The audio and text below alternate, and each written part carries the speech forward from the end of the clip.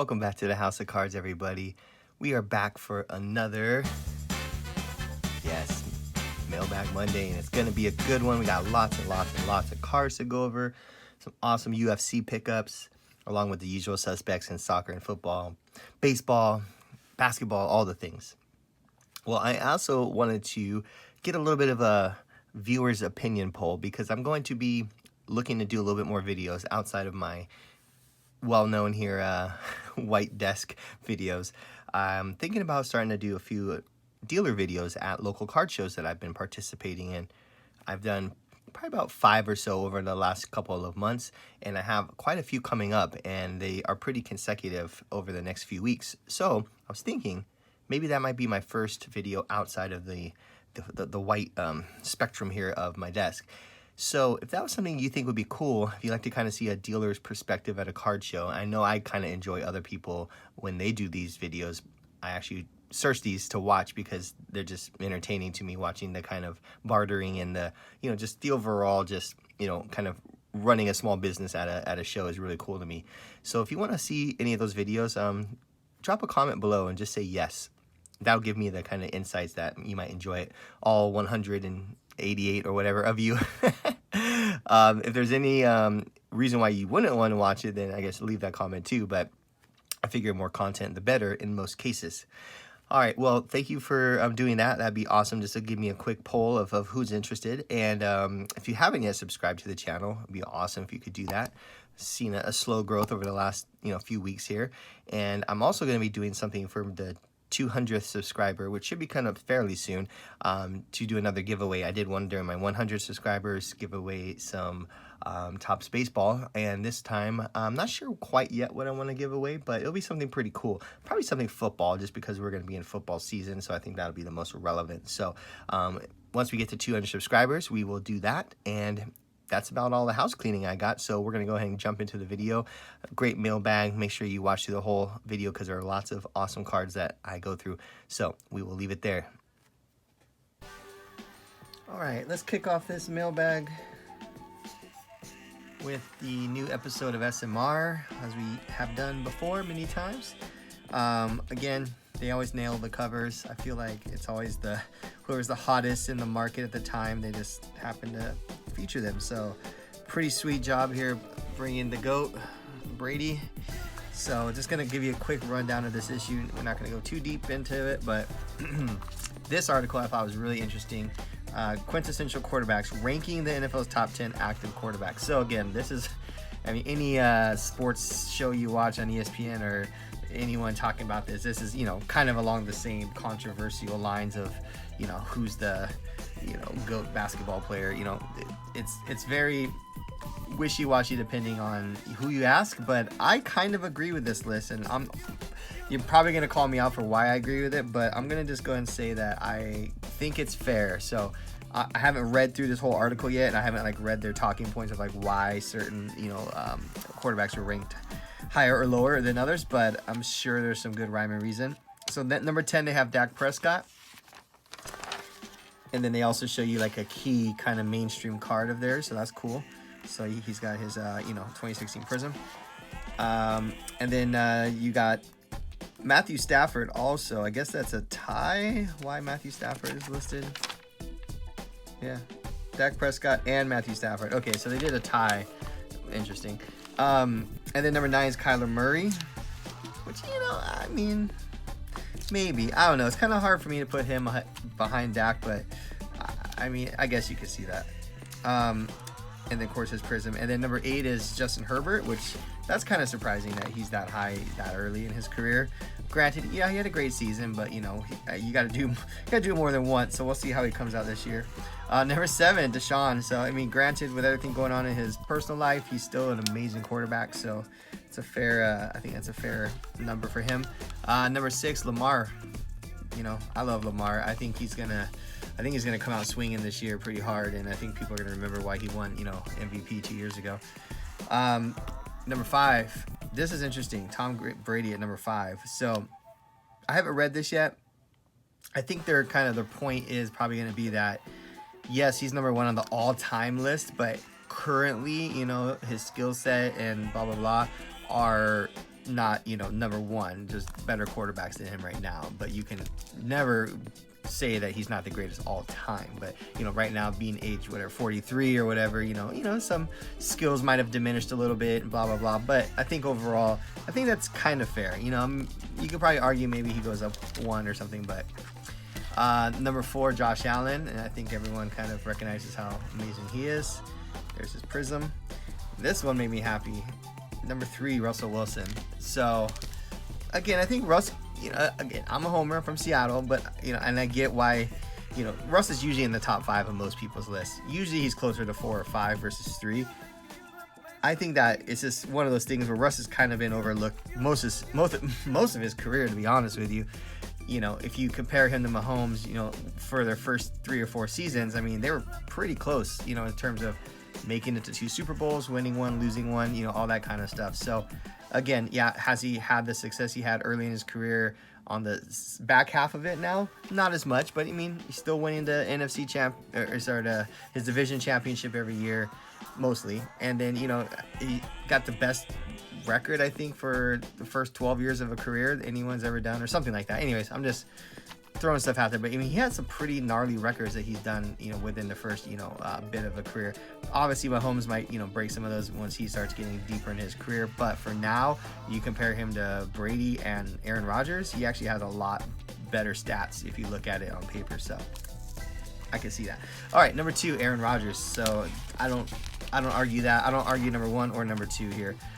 So yep, there's Rodgers in his Topps Chrome card, and then of course Mahomes in his Prism card there, number 1. So yeah, I think it's a great article. Fair. I'm gonna read that. Definitely understand their insights a little bit more. Here's another one. This is a nice piece on Shohei Ohtani rookies. So this gives you a nice breakdown of sort of, you know, what he's done over the years, some of his, you know, main Chase rookie cards. So yeah, just a nice article there. And then lastly, I just want to show you this Century of Greats. This is a really cool feature here. This basically breaks down the best football card from each decade, which I think is awesome. So it starts in the 1920s with Red Grange in the, there it is, the blank back, sorry, the blank back promo. And then it goes into the 30s with Bronco, and then the 40s with Sammy Baugh, and then the 50s, you got Jim Brown. There it is, Jim Brown. And then the 60s is Joe Namath, which is over here, the tall boy. And then the 70s, of course, the Walter Payton iconic card there. And then the 80s is a tie, which, you know, is interesting, 2 49ers. But Montana and Rice, which, you know, hard to argue with that, right?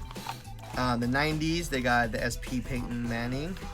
And then the 2000s, you got the SP Tom Brady, which I was kind of curious why they didn't put the contenders, but whatever. And then 2010s, you got the National Treasures Mahomes. So yeah, really cool article. Great issue of SMR for football fans. Definitely a lot of good football content here, so I'm gonna check that out later. But now let's open some mail. Got a nice chunk to get through here. I don't know why that's wet. That's not good.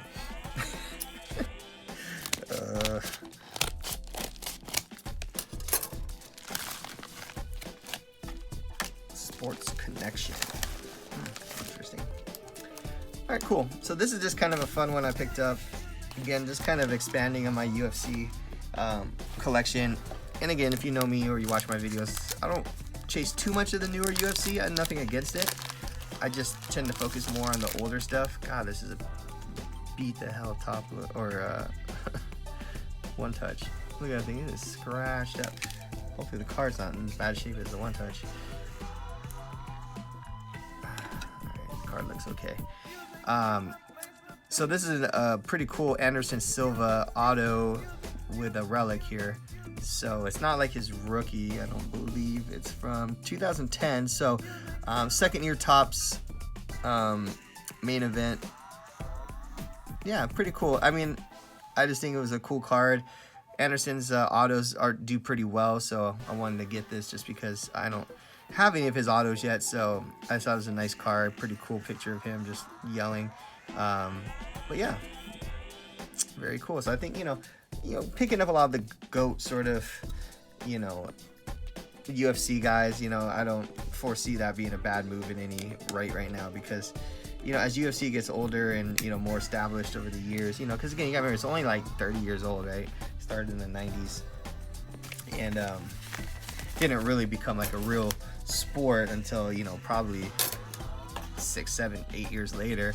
In the beginning, they didn't even allow it in most states because it was illegal. It was like, they're calling it, you know, human cockfighting, essentially, because, you know, it wasn't sanctioned. It didn't have all the rules. You know, there was no weight classes. You know, it was wild, man. If you ever get the chance, if you have the ESPN app and you can go on to ESPN Plus, go look at the UFC section and watch some of the very first UFC fights. They're great, like UFC 1, 2, 3, 4. Like, it's incredible how crazy those fights were. And these guys were like not like the fighters that we're used to nowadays, who are like well conditioned and they can fight, you know, 5 rounds. It was literally, these guys are like gassed out within like within like 30 seconds.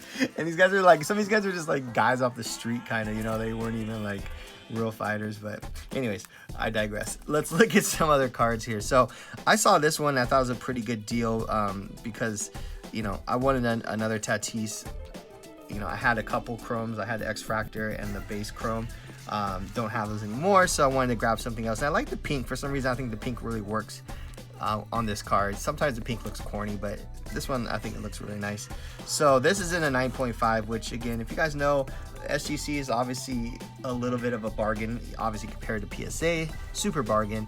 But 9.5s are pretty darn close to a PSA 10 in my experience. Typically, there is very, very, very, very little wrong with them. So I highly recommend, you know, if you're looking for kind of a good price on a card that could potentially cross over to a PSA 10, not saying that they will, but there's the possibility.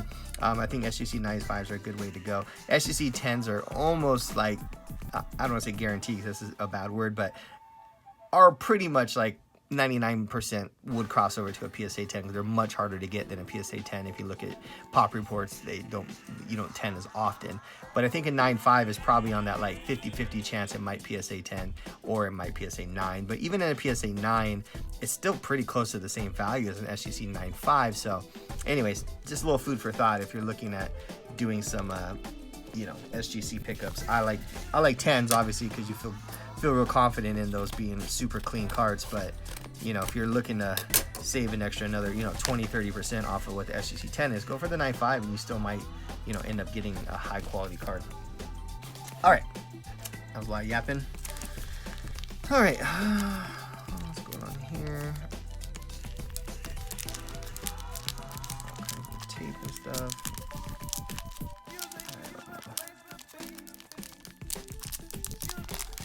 I really try to open these in a fast manner, but sometimes it's like a riddle of how to open these.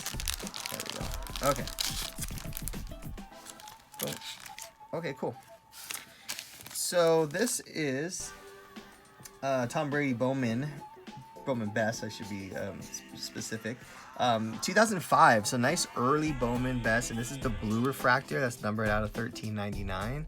Yeah, I know that's a high number, but it's still a numbered card, you know, so there's value in anything that's, you know, super GOAT card, you know, all-time GOAT card, numbered early in the career. You know, that's what I've been preaching on this channel for a while.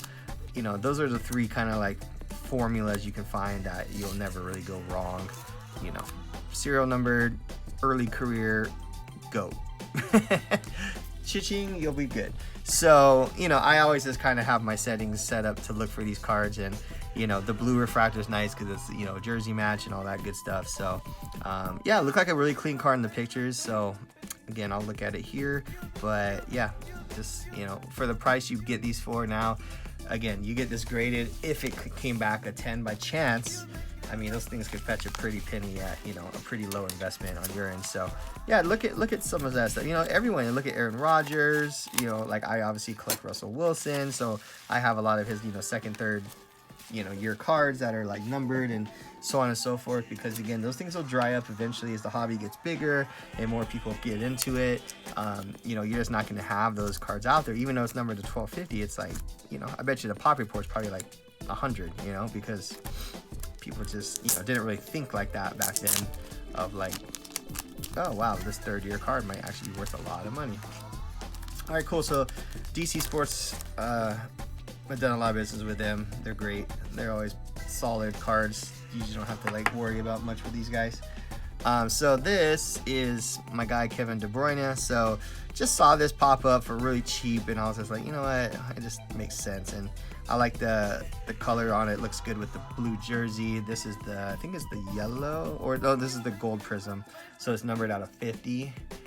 So again, it's not like a De Bruyne rookie or anything. I mean, obviously this is like his 10th year card, but he's just one of those guys, like one of those top 10 players in the league that is on a great team, Man City. He's gonna play on Belgium, so him and Lukaku will always be a good international sort of squad. So I think De Bruyne is a great play. I think one of those kind of, him and Lewandowski always talk about being the two sort of hobby guys that just don't get that love that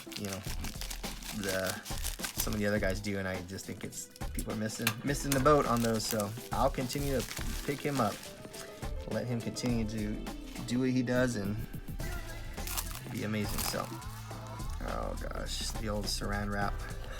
I was like, you're that hard up for packing materials, you gotta bust out the saran wrap.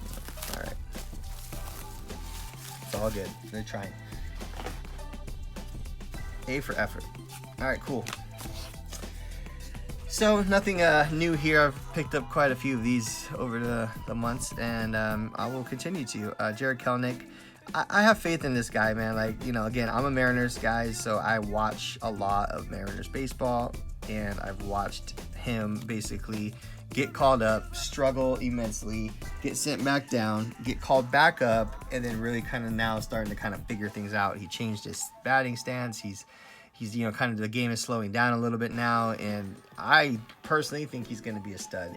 Right now, if you look at his numbers, they don't look great because he started his major league in just the hole. He was like batting like 0.94 or something like that, and then when they sent him back down, now he's batting like 160, which doesn't sound good, but if you figure that he's brought that up from like 0.94 to 160, I mean, I think he's been batting like around 270 ish, over the last, couple months since they called him back up. So again, great power. He's kind of that all-around player.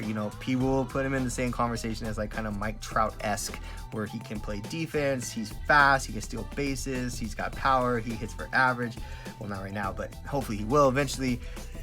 So yeah, I mean, I think Kelenic's a great player, and I do believe he'll continue to develop and hopefully see some big things from him in the future. So I'm just grabbing like refractors and autos or whatever I can afford. He's not cheap. I think a lot of people are kind of on the same tip as me. There's a lot of hype around him, so I don't want to say like grab him while he's cheap, because it's definitely not cheap, but there's still opportunities to find some deals if you poke around. All right, got a graded card. Nice. So this is John Morant, rookie optic in the purple shock in a BGS 9.5. I like 9.5s for basketball cards, and well, any cards really, but I really like it, right now, because you can get them so cheap. I know it doesn't have subgrades. I don't love that, because that does detract about 10 to 20% from the price, I would say, if there's not subgrades. So this versus a BGS 9.5 with subgrades would be about 10 to 20% less value, but some people don't care, to be honest with you. So looking at it, it looks really good. I mean, maybe top to bottom is a smidge off, but left to right looks solid. Hard to tell surface, especially with these shock cards, because they're so, shocky. But I love the purple. The color goes perfect with the Grizzlies uniforms. I want to get just the OG purple too, along with the shock purple, because I think the OG purple looks great too. But I'm stocking up right now. I'm grabbing up Morant. I'm grabbing up Zion, I'm grabbing up Trey. I mean, Luka's already pretty darn expensive, so, you know, there's not much opportunity there to get him on the low, but maybe a couple things. But I think right now, you know, basketball is going to be creeping up into people's minds here.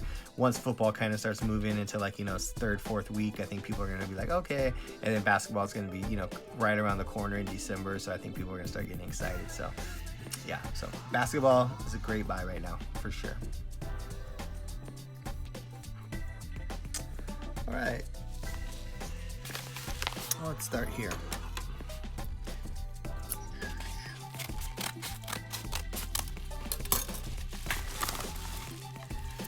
All right, cool.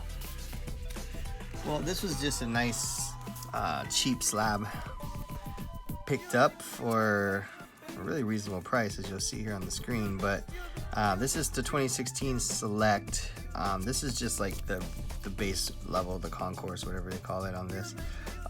So yeah, 2016-17, so second year Select. The first year Select was 15-16.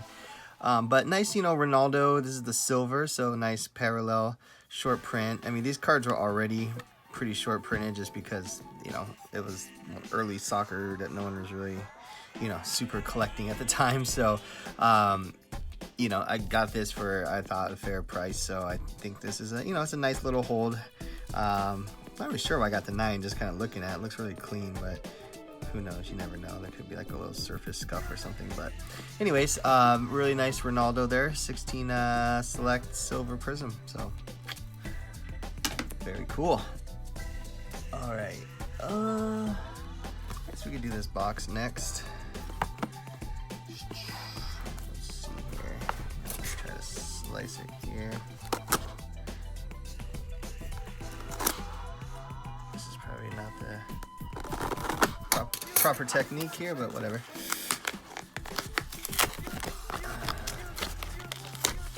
There we go.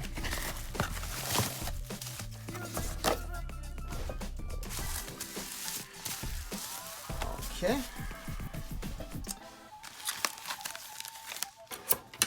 Well packaged. Hope it's hope it was worth all this good packaging. All right, let's see what's inside. So, oh yeah, definitely worth it. Definitely worth it.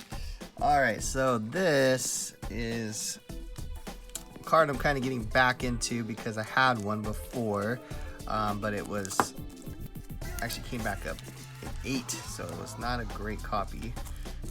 But I saw this one and the price was right. It was basically priced the same as a raw copy. So whenever I see a 9, whether it be, you know, any of the grading companies, BGS, SGC, whatever, right? PSA, obviously.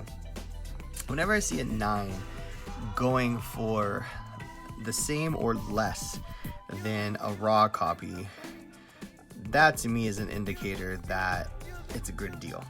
Just because, you know, in real simple terms, an 8 should equal sort of a raw value.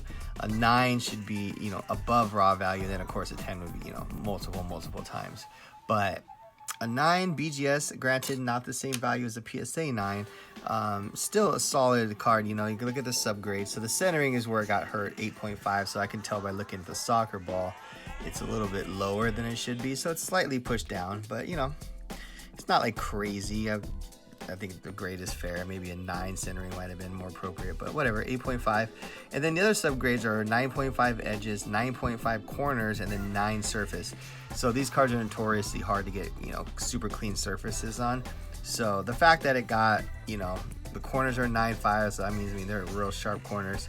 I mean, I feel pretty good about this card in a 9. You know, could even be a potential crossover to a PSA 9 if I really wanted to, but I don't think it's necessary. So anyways, I just wanted to get back into this card. Had it once, I graded it raw myself, so I'm happy to have this back in a nice grade. All right, let's see here. I'm glad that Mbappe is staying in PSG, even if it's just for one season, while there's probably an imminent transfer on the horizon. A lot of people are talking about Real Madrid or someone else, but I'm glad that he gets to at least play one season with Messi, because I think that's just going to be good for the sport and for everyone, you know, watching those games. I mean, Mbappe and Messi and Neymar, you know, all in the same team. I mean, that's kind of a once in a blue moon sort of super team that you're not going to find very often. You probably had to go back to like early Barca days to see that much talent on the pitch at once. All right, so this is just kind of a fun one I got. Again, I like to collect kind of, you know, original UFC stuff. Don't really get too much into the new stuff, but, you know, that means nothing wrong with it. I just really enjoy the older stuff because that's kind of when I started watching UFC. But anyway, so this is a Chuck Liddell Topps. What set is this? I think it's just, I don't know.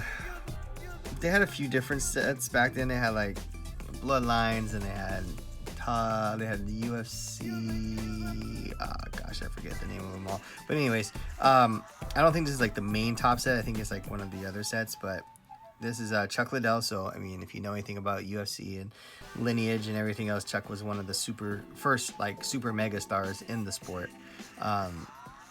So it's pretty cool because this is an authentic 2010 Topps UFC Fight Mat Relic card of Chuck Liddell from UFC 76. So the mat is actually from the actual mat that they fought on, which is, first of all, awesome. And then it's numbered as well. So it's numbered out of 188 there. You can see at the top. So I don't know, lots to like about this card in my opinion. It's, you know, early UFC card. So 2009 was the first set. So this is 2010. So super early. Got an actual authentic fight mat, you know, relic from the actual UFC fight, and one of the superstar GOATs of all time, and it's numbered. So to me, I think that's a good pickup for, you know, especially for the price I paid for it. Super good pickup. So happy with that. Those are kind of things I look for when I'm scouring the internet late at night. Is, you know, you can go for the obvious stuff that, you know, that everyone's gonna want, and, you know, all the, you know, kind of easy sort of low-hanging fruit stuff. But to me, I like finding kind of those collector sort of pieces that, you know, I think a true UFC like collector or fan would really like love that card, versus just, you know, whatever, I don't know, gold, you know, Conor McGregor or something, you know, which is cool. I mean, don't get me wrong, I wouldn't say no to that card, but, you know, it takes a little bit more like knowledge and, you know, understanding of the sport and appreciation of these kind of cards to get into that. Oh man, got a lot of big boy cards in this order today. So I have two of these already, but I saw this pop up, and this is the highest grade I have. Currently, I have a BGS 7.5 and a PSA 6. So I saw this in an 8 SGC, and I think it looks really great in the tuxedo, by the way, because the card is, you know, primarily white. So I think this looks just really sharp. So an SGC 8, my highest grade of this card I have. You know, just looking at it, you know, the corners aren't like, they're like maybe a pushed up just a tinge, so I could see where the 8 came from just because the corners. But I mean, that card in an 8 is a great card. I mean, this will probably be the one that I end up keeping if I end up moving the other two, just because, you know, obviously it's the highest grade, but, you know, I also think it looks great in this case. And, you know, I think if I can move the other two, then, you know, I would like to get, you know, I got, you know, a couple of the other ones too. Like I got this one as well. So, you know, I'm just trying to, you know, build out my Messi collection, and, you know, it's just, you know, retirement nears. You know, I think it's just gonna be one of those all-timers. So, I mean, he's already considered the GOAT by many, but you know what I'm saying. It's just one of those things where we'll all look back on it in 5-10 years from now and be like, gosh, that guy was amazing. And, you know, having the foresight to collect him while he was still playing, you know, I think a lot of people are going to be happy with their investments down the road, because I don't see Messi stuff ever really taking a dive or anything, because, you know, I think he's always going to be considered as one of the GOATs. So happy to have that. Now, what? It's a real interesting little get up going here. I've never seen cardboard on the outside of a bubble mailer. That's a new one, but hey. Whatever keeps it safe, right? That's what I always say. Do what you want, as long as it gets to me in good condition. I want to reuse this, but this is a cool looking bubble mailer, but yeah, it's not going to happen. All right, we'll just do the old trim off the top bit.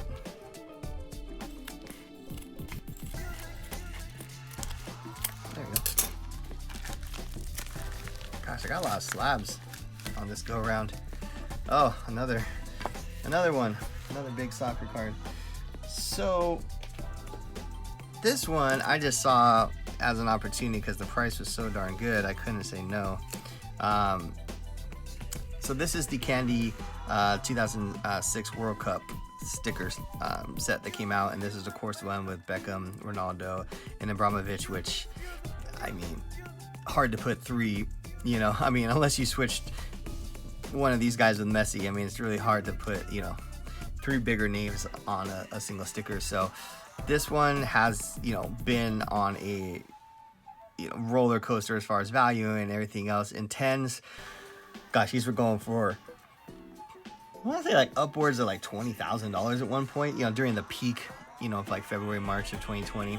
But they've cooled off a little bit because they've gotten a little bit, you know, more in the pop count as of late. But I have this in a PSA 9, which is, you know, probably going to stay with me. I saw this for the price I saw it for. I was like, you know, I got to pick this up. I mean, it's only half a point lower than my 9. I know it's SGC, not as sought after, but just the fact that this sticker is just so, you know, iconic now in the sense that, I mean, for the price I got it for, you can't even find it raw, barely ever. So, you know, again, super hard to get these in high grade. So I feel like, then, you know, this grade right here is going to be a, you know, probably in the upper, you know, echelon of what grades this sticker has been given across all grading companies, because again, you don't see that many 9s, you definitely don't see that many 10s, but you know, an 8.5 is pretty darn close. So anyways, a pretty awesome sticker for the price I got it for. Really happy with this.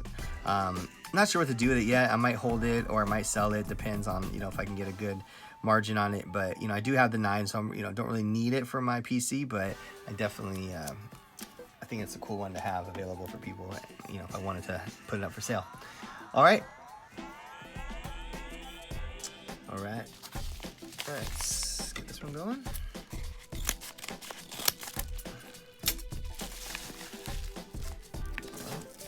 DC Sports again.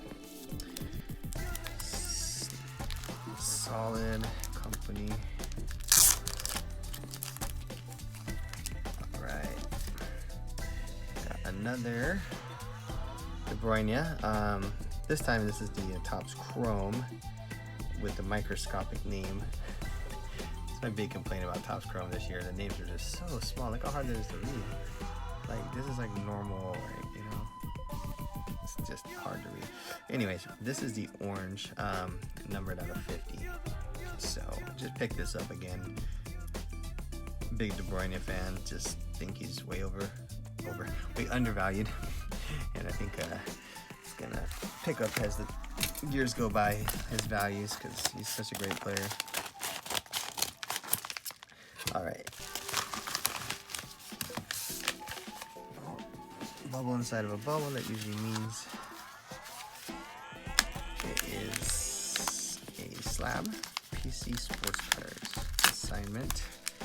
Okay, cool. Gosh, this is tight. Okay. I'm gonna try this. There we go. Aha. Very nice.